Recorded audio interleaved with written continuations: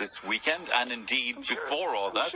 I'm sure, Joe, a lot of people read your column in the papers this weekend about the Gooch. I'm sure Colm must be cringing himself. I mean, it was like the death of Lady Diana. I thought he had died with all the sort of eulogising that was going on.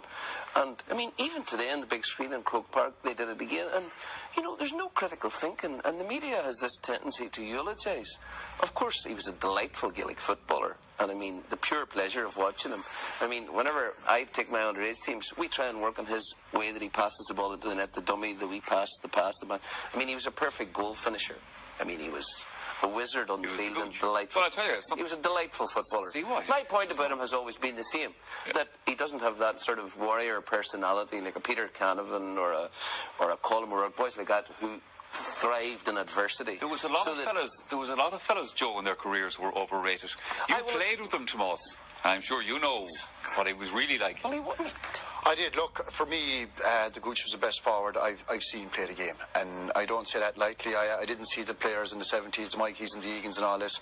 I think he did stuff with the ball that I haven't seen any other players do, you know. And for a guy who was in the top of his game for 15 solid seasons, marking the toughest defenders that were there and coming out top, 8 All-Stars in the modern era. He didn't come out top. That's not right, and I would say... Tyrone 3 times, Donegal, anonymous, Tyrone anonymous 3 times. When you're in the last 3 years, come on, Tomas.